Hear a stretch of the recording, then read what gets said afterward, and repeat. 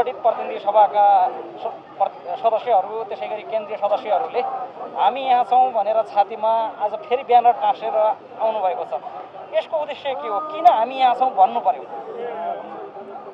अहिले निर्वाचन आयोगमा विभिन्न ढङ्गबाट षड्यन्त्र हुँदैछ भन्ने कुरो सुनिएको छ कि यो नेकपा बन्दाखेरि 441 जनाको नेकपा केन्द्रीय कमिटी हो, ती मान्छे जीवित छन्, ती मान्छे हामी तिम्रा अगाडि छौँ र कसको बहुमत छ हेर एक फेर र यसलाई वैधानिकता गर भन्ने एउटा कुरा हो भने, दोस्रो सम्मानित सर्वोच्च अदालतप्रति हाम्रो अत्यन्तै आस्था र विश्वास छ र सम्मानित सर्वोच्च अदालतले पनि थाहा पाइराख्नुपर्छ कि सांसदहरू संसद चलाउनका निमित्त लोकतान्त्रिक प्रक्रियालाई अगाडि बढाउनका निमित्त तयार छन्, वैकल्पिक सरकार दिनका निमित्त नि तयार छन्, हामी यहाँ छौँ भन्ने कुराको सन्देश दिनका लागि पनि हामी यहाँ छौँ।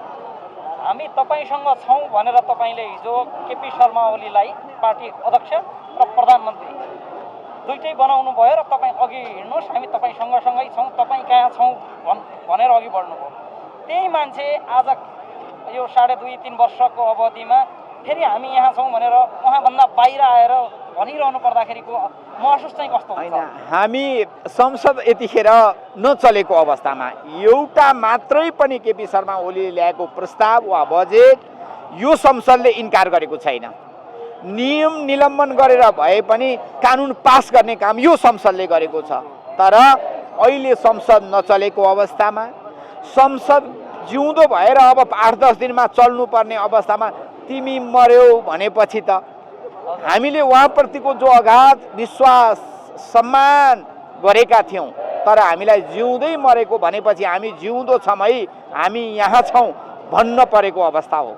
अब तपाईँहरूको एउटै आशा कहाँ बाँकी रह्यो भने सर्वोच्च अदालतको निर्णय र निर्वाचन आयोगको निर्णय।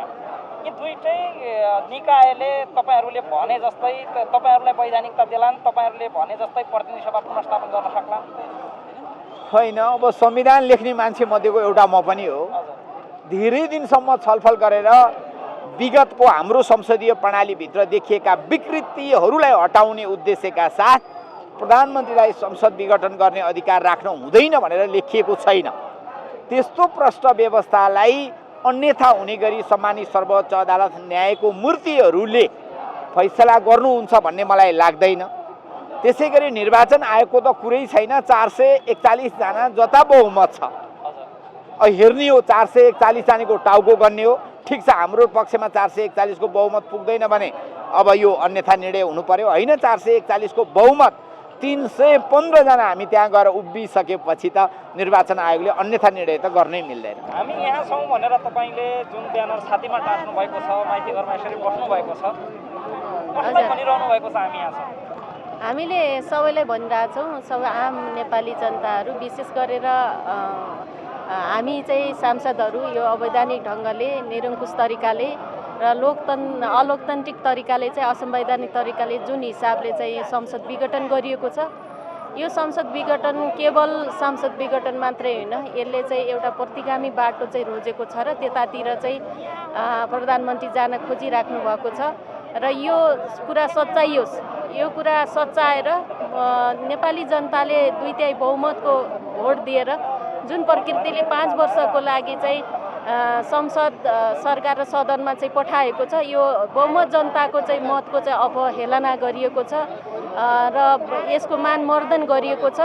यसको लागि चाहिँ हामी यसको विरुद्धमा छौँ र हामी चाहिँ अब नेकपा, नेपाल कम्युनिस्ट पार्टी नेकपाका केन्द्रीय सदस्यहरू हौँ, बहुमत केन्द्रीय सदस्यहरू यहाँ छौँ र त्यसकारणले हाम्रो आधिकारिक पार्टी नेपाल कम्युनिस्ट पार्टी नेकपा हो र जसले चाहिँ संसद विघटन गरेको छ, एउटा सत्ताको सत्ता सञ्चालक पार्टीको हिसाबले हेर्दा हामी बहुमतको पार्टी हौँ। त्यसकारणले गर्दा उहाँको त्यो हैसियत छैन, उहाँले त्यो संसद विघटन गर्न पाउनुहुन्न। त्यसकारणले उहाँ जहाँ भए पनि हामी 2/3 बहुमत सिसिएमहरू यहाँ छौँ, केन्द्रीय सदस्यहरू यहाँ छौँ। त्यसकारणले यही कुरा भन्न खोजिराखेका छौँ। र अर्को कुरा चाहिँ नेपाली जनताको अभिमतलाई जसरी चाहिँ अवहेलना गरिएको छ र फेरि एउटा प्रतिगमन दोहोऱ्याउन खोजिएको छ र यो निरङ्कुश कदम चालिएको छ, यो निरङ्कुशताको विरुद्धमा पनि जनताको जनमत लिएर आएका हामी जनप्रतिनिधिहरू यहाँ छौँ र हामी त्यसको विरुद्धमा छौँ भनेर हामीले सन्देश दिन खोजिरहेछौँ। 2-3 वर्ष अगाडि हामी तपाईँहरूसँगै छौँ, तपाईँसँग छौँ, तपाईँ अघि बढ्नुहोस् भनिरहेको व्यक्ति प्रधानमन्त्री केपी शर्मा ओली वा पार्टी अध्यक्ष केपी शर्मा ओलीका विरुद्ध आज हामी यहाँ छौँ भनिरहँदा तपाईँलाई महसुस चाहिँ कस्तो भएको छ? मलाई लाग्छ देशले सही मान्छे खोजिरहेको थियो, तर हामीले उहाँले चाहिँ अब राम्रोसँग सत्ता सञ्चालन गर्नुहुन्छ र देश सञ्चालन गर्नुहुन्छ र यो देश एकदम ठुलो सङ्कटमा छ, आर्थिक सङ्कटमा छ, महामारीको सङ्कटमा छ, बेरोजगारीताको सङ्कटमा छ र लाखौँ लाख युवाहरू बेरोजगार छन्, लाखौँ लाख किसानहरू यो बेला चाहिँ मल बिउ नपाएर चाहिँ अब त्रसित भइराखेका छन्, किसानहरू सडकमा छन्, युवाहरू सडकमा छन्, आम मुलुक सडकमा चाहिँ यो समृद्धिको बाटो खोजेर आइराखेको बेलामा उहाँले जुन प्रकारको यो कुकृत्य गर्नुभएको छ, म त भन्छु उहाँले यो कुकृत्य गर्नुभयो, उहाँले यो गलत गर्नुभयो, यो चाहिँ उहाँले आफ्नो जीवनमै कालो पोत्नु भएको छ, आफ्नो जीवनको राजनीतिमा चाहिँ कालो पोत्नु भएको छ र म भन्छु यो दृष्टिकोणले चाहिँ उहाँ एउटा असफल व्यक्ति हुनुहुँदो रहेछ र म नेकपाको एउटा चाहिँ अब सक्रिय कार्यकर्ताको हिसाबले उहाँ नेकपाको एउटा चाहिँ नेताको हैसियतले जुन प्रधानमन्त्रीलाई मानेर हामीले चुनेका थियौँ त्यसमा अहिले हामीले चाहिँ गल्ती गरियो, उहाँ जस्तो गलत मान्छे नचुन्नु पर्ने रहेछ भन्ने प्रकारको फिलिङ भएको छ। यो कारणले जनता सामु हामी क्षमा प्रार्थी पनि छौँ र त्यस कारणले अब यस्ता निरङ्कुशहरूको विरुद्धमा चाहिँ हामी जानुपर्छ र यो गणतन्त्र हजारौँ हजार शहीदहरूको रगतबाट चाहिँ प्राप्त यो गणतन्त्र लाखौँ लाख चाहिँ जनताको आँसु पसिना र रगतबाट चाहिँ सिर्जिने यो नयाँ संविधान, यो संविधानलाई किल गर्ने, यो संविधानलाई मार्ने, यो संविधानलाई समाप्त गर्ने जुन प्रधानमन्त्रीको चाहिँ यो कदम हो र उहाँलाई म प्रधानमन्त्री पनि मान्न सक्दिनँ, उहाँ तथाकथित प्रधानमन्त्री भन्न चाहन्छु। उहाँले जुन प्रकारको चाहिँ एउटा निरङ्कुश कदम चाल्नु भएको छ यसको चाहिँ घोर भर्त्सना गर्न चाहन्छु र नेपाली जनता, आम नेपाली जनतालाई म के भन्न चाहन्छु भने उहाँले जनताको हवाला दिएर जनतालाई बुझाएँ भनेर जो भाषा प्रयोग गर्नुभएको छ, जनतालाई बुझाउनु भयो भने जनताको अभिमत र जनताको मतको उहाँले कति कदर गर्नुभयो यसको उत्तर उहाँले दिनुपर्छ। र अर्को कुरा नेपाली जनतालाई के भन्न चाहन्छु भने उहाँले संसद विघटन मात्रै गर्नुभएको छैन, उहाँको उद्देश्य व्यवस्थामाथिको उद्देश्य हो, व्यवस्थालाई पल्टाउने, व्यवस्थालाई उल्ट्याउने, उहाँले फेरि चाहिँ अब निरङ्कुशता चाहिँ जनतामा लाग्ने, एक तन्त्री शासन लाद्ने उहाँले प्रयत्न गर्दै हुनुहुन्छ। तपाईँले थाहा छ उहाँले टेलिभिजनमा बोल्दै हुनुहुन्छ, उहाँ गैर जिम्मेवार भाषा बोलिराख्नु भएको छ। अझ चाहिँ सङ्घीय सांसदहरू नि विघटन गर्छु, सङ्घीय सरकार पनि विघटन गर्छु, तलसम्म चाहिँ अब यो चाहिँ सङ्घीय लोकतान्त्रिक गणतन्त्र चाहिँ बचाउनको लागि जो त्यो यात्रामा लाग्छन् उनीहरूलाई मैले देखाउँछु भनेर उहाँले च्यालेन्ज गर्नुभएको छ। यदि आम जनताको नेतृत्व उहाँले गर्नुभएको छ भने हजारौँ हजार मान्छेहरूले रगत बगाएर शहीदहरूको रगतबाट निर्मित यो व्यवस्था, यो संविधानलाई उहाँले चाहिँ मार्न खोजिरहनु भएको छ भने उहाँ कस्तो व्यक्ति हो भन्ने कुरा चाहिँ उजागर हुन्छ। त्यस कारणले उहाँ गणतन्त्रको हत्यारा हो, संविधानको हत्यारा हो। उहाँले चुनाव गराउन खोज्नु भएको छैन। के यस्तो आहतमा भएको चुनाव भनेको केटाकेटीको खेल हो? चुनाव भनेको चाहिँ चारी खेलाइ हो। देश आर्थिक सङ्कटमा छ, यो पेन्डेमिकले चाहिँ सब मान्छेहरू आहत छन्। जनतालाई कोरोनाको औषधि निःशुल्क वितरण गर्न नसक्ने प्रधानमन्त्रीले, जनतालाई कोरोनाको टेस्ट निःशुल्क गर्न नसक्ने प्रधानमन्त्रीले र बेसार र पानी खाएर सन्च बन मर्ने मर जिउँदिने भए जिउँदेऊ भन्ने खालको चाहिँ उहाँले अपहेलित र उहाँले चाहिँ गैर जिम्मेदार कुरा गर्ने त्यो प्रधानमन्त्री, म त भन्छु उहाँ असफल भइसक्नु भएको छ। यस्ता असफल प्रधानमन्त्रीलाई चाहिँ हामीले चुन्न पुग्यौँ। त्यसको लागि म जनतासँग माफी माग्छु र आम जनतालाई गणतन्त्र बचाउनको लागि, संविधान बचाउनको लागि, हजारौँ हजार जनता शहीदहरूको सपनाकोलाई साकार गर्नको लागि आम जनतालाई चाहिँ यो सङ्घर्षमा चाहिँ सहभागी हुन म हार्दिक अपिल पनि गर्न चाहन्छु। हामी यहाँ छौँ भनेर ब्यानर छातीमा टाँसेर माइती गराउन चाहिँ किन पर्यो? हामीले यो 59 सालको असोज 18 पछि जब 47 सालको संविधानको चिरहरण गरे राजाले, त्यसपछि एकपटक के भनेको थियो भने युवाहरूलाई आह्वान गर्दा राजनीतिक दलहरूले त निर्णय गरेका थिएनन्, 7 सालमा लोकतन्त्र ल्यायौँ, 17 सालमा खसियो। 47 सालमा प्रजातन्त्र ल्यायौँ, फेरि यो संविधानको चिरहरण भयो। त्यसकारण यसपटक कहिले पनि नखसिने लोकतन्त्रको सुनिश्चितताका लागि फेरि एकपटक लडौँ भनेर हामीले युवाहरूलाई आह्वान गरेका थियौँ, विद्यार्थीलाई आह्वान गरेका थियौँ। कक्षा कोठा, विश्वविद्यालय, प्रयोगशाला, पुस्तकालय छोडेर विद्यार्थीहरू सडकमा निरन्तर हामी 59 असोज 18 देखि 63 वैशाख 11 सम्म सडकमा भयौँ र हामी पहिलो सडकमा आएका हौँ र त्यस पछाडि यो दलहरू बाँकी विभिन्न मोर्चा आएका थिए। त्यसपछि गणतन्त्र त ल्यायौँ हामीले, जनताका प्रतिनिधिमूलक संस्थाबाट संविधान पनि बनायौँ, तर गणतन्त्रको सिम्बोलिक पात्र नै भक्षक भएपछि फेरि नयाँ संविधान र यो संविधान अन्तर्गत भएका व्यवस्थाको चिरहरण हुने सम्भावना भयो।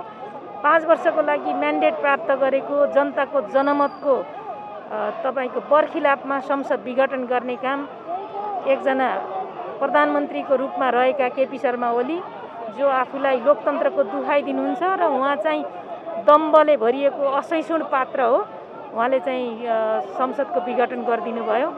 त्यसपछि यो जनताको प्रतिनिधिमूलक संस्था र हामीले ल्याएको गणतन्त्रमा हाम्रा प्रतिनिधिले ल्याएको बनाएको संविधानको चिरहरण गर्न पाइँदैन।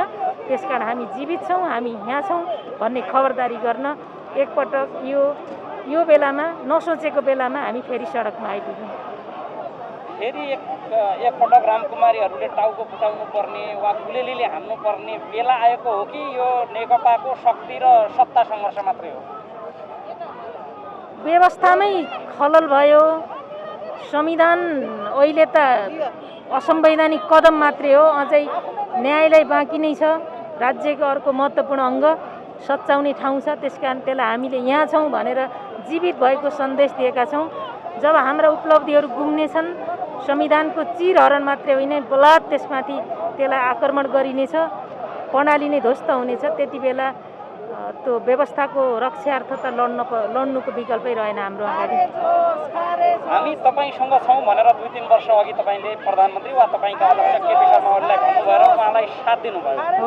आज हामी तपाईँसँग छैनौँ, हामी एउटा वैधानिकताका लागि एउटा संविधानको परिपालना होस् भन्नका लागि यहाँ छौँ भनिरहँदा चाहिँ महसुस चाहिँ कस्तो भएको छ केपी शर्मा ओलीको कार्यकर्ताका हिसाबले कुनै बेलाको अहिले यहाँ आइरहेको अवस्था? हामीले 9औं महाधिवेशनमा नेकपा एमालेका तत्कालीन सदस्यहरूले केपी शर्मा ओलीलाई अध्यक्षमा निर्वाचित गर्न ठुलो भुल गरेछन् र पूर्व माओवादी र पूर्व एमालेको एकताको सन्दर्भमा जुन अलोकतान्त्रिक, अप्रजातान्त्रिक, अप्राकृतिक गठबन्धनद्वारा एकता भएको थियो, त्यसमा हामीले प्रश्न नगर्नु ठुलो भुल भएछ भन्ने लाग्छ मलाई। त्यही नै हामीले प्रश्न गर्नु पर्थ्यो। अनि उनले चाहिँ एउटा उनको स्वार्थमा पार्टीको एकता गरेर भएको पार्टीलाई पनि सत्यानाश गरेर हामीलाई सडकमा पुर्याए। यो इतिहासमा यो कालो धब्बा सायद उहाँको कहिले पनि मेटिने छैन र राष्ट्रपति संस्था जुन व्यक्तिलाई पठायौँ उनले त आफ्नो अनुहारमा मोबिल पोतेर देख्न नहुने नै बनाइसकिन्। त्यसकारण उनलाई म राष्ट्रपति संस्थाको रूपमा भन्दा पनि म व्यक्तिको रूपमा दुनियाँले मानुन् भन्ने चाहन्छु। आज तपाईँहरू हामी यहाँ छौँ भनेर छातीमा ब्यानर टाँसेर माइती घर आइपुग्नु भएको छ। किन आउनु पर्यो यसरी? हामी यहाँ छौँ भनेर कसलाई देखाउनु पर्यो? पहिलो कुरो त आजको दिन हामी जसरी हामी यहाँ छौँ भनेर छातीमा ब्यानर टाँसेर हामी उपस्थित भएका छौँ। अहिले जसरी प्रधानमन्त्रीले जसरी सदन विघटन गर्ने घोषणा गर्नुभयो र संविधानमाथि नै यो कु हो भन्ने हाम्रो तर्क हो र सदन विघटन गर्ने राइट उहाँसँग छैन, संविधानले त्यो अधिकार दिएको छैन। संविधान विपरीत गरिएको यो कुको हामीले जोरदार विरोध गरिराखेका छौँ र हामी आम प्रतिनिधिहरू के देखाउन चाहन्छौँ भने सरकारले जुन ढङ्गको ऐतिहासिक रूपमा जुन क्रूरता संविधानप्रति प्रस्तुत गरेको छ यसका विरोध स्वरूप हामी उपस्थित भएका छौँ। तपाईँ अस्तिसम्म पनि मन्त्री हुनुहुन्थ्यो, प्रधानमन्त्रीका रूपमा पनि तपाईँले म तपाईँसँग छु भनिरहनु भयो 2-3 वर्षदेखि, अध्यक्षका रूपमा पनि 2-3 वर्षदेखि हामी तपाईँसँगै छौँ भनिरहेको व्यक्ति विरुद्ध आज हामी यहाँ छौँ भनिरहँदा तपाईँलाई महसुस चाहिँ कस्तो भएको छ? अब तपाईँले ठिक भन्नुभयो, हामी सरकारमा प्रधानमन्त्रीले नेतृत्व गर्नुभएको सरकारमा हामीले साथ दियौँ। त्यो भित्र पनि विभिन्न आफ्ना मतान्तर र मतभेदहरू रहने कुरो भयो नै। त्यो हामीले आफ्नो ठाउँमा मतान्तरहरू दर्ज गरि नै राखेका छौँ। प्रधानमन्त्रीले चाल्ने हरेक स्टेपहरूमा हाम्रा विमतिहरू र सहमतिहरू दुवै दर्ज गरेका छौँ, राखेका छौँ र छलफल गरि नै राखेका छौँ। र सरकारको मोर्चामा पनि हामीले हाम्रा विषयहरू, हाम्रा धारणाहरू र हाम्रा विचारहरू सिङ्गो जनताको हकहितको निम्ति हामीले आफ्ना धारणाहरू राख्ने काम गरेकै थियौँ र त्यहाँ खेल्न पर्ने भूमिका पनि हामीले खेल्यौँ। र एज पार्टी अध्यक्षको हैसियतले र हामी त्यो पार्टीको चाहिँ केन्द्रीय सदस्यको हैसियतले पनि एज नेतृत्वगत हिसाबले पार्टीभित्रका अन्तर्विरोधहरूमा सहभागी हुने कुरो, पार्टीभित्रका छलफलहरूमा सहभागी हुने कुरो, नेतृत्वसँग चाहिँ पार्टी परिचालन विधि पद्धतिका विषयमा प्रश्न उठाउने कुरो हाम्रो यथावत नै रह्यो। र अब अहिले दुर्भाग्य भन्नुपर्छ, भनिरहँदाखेरि नेकपालाई जुन मत दिएर जुन मतको आधारमा सरकार गठन गरिएको थियो र आज जनताका सामु हामीले वास्तवमै भन्न पर्दाखेरि राष्ट्र पुनर्निर्माण, राष्ट्र समृद्धि विकास को अभियानमा भन्दा पनि हामी चाहिँ सदन विघटन, संविधानप्रति नै चाहिँ एउटा कुठाराघात गर्ने स्टेपमा आइपुगेका छौँ। यो हाम्रो लागि दुर्भाग्य हो, यो ऐतिहासिक दुर्भाग्य हो र जुन प्रधानमन्त्रीले निर्णय गर्नुभएको छ यसको हामीले आफ्नो तर्फबाट जोरदार रूपमा आन्दोलन गर्ने कुरो र आम पब्लिकलाई, आम जनतालाई, जनसमुदायलाई, आम नेता कार्यकर्तालाई प्रधानमन्त्रीले जसरी राष्ट्रलाई एउटा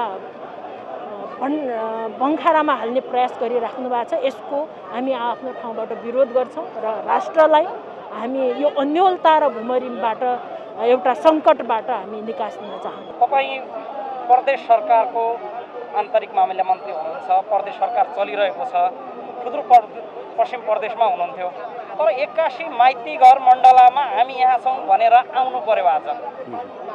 यसको खास कारण के हो? किन यसरी आउनु पर्यो? कसलाई हामी यहाँ छौँ भन्नु पर्यो तपाईँले?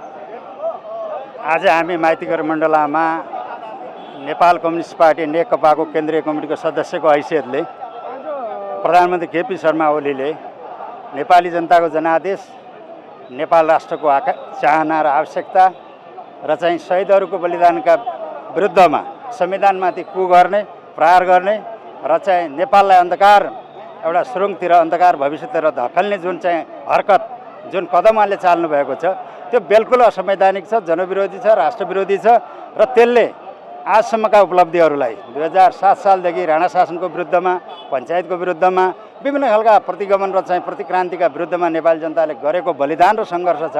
ती सङ्घर्षका उपलब्धिहरूलाई आज अपहरण गर्ने, शहीदका सपनाहरूको हत्या गर्ने र नेपाललाई अन्धकार भविष्यतर्फ अराजकताको भुमरीमा जुन फस्याउने उहाँले जुन गम्भीर षड्यन्त्र गर्नुभएको छ देशी विदेशी प्रतिक्रियावादीहरूको साथ लिएर यसको भर्त्सना गर्न, यसको खण्डन गर्न, यसको विरोध गर्न जनताको पक्षमा र चाहिँ हाम्रो संविधानको पक्षमा दृढतापूर्वक उभिनका लागि म यहाँ आएको छु।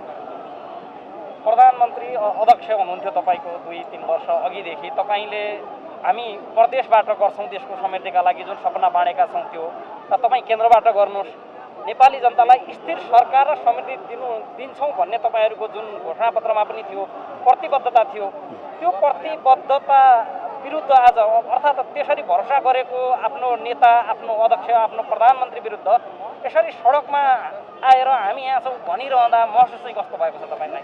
पक्कै पनि यो दुर्भाग्यपूर्ण कदम हो। नेपाली जनताले जुन भरोसा र चाहिँ विश्वासका साथ नेपाल कम्युनिस्ट पार्टीलाई यो इतिहासको जुन एउटा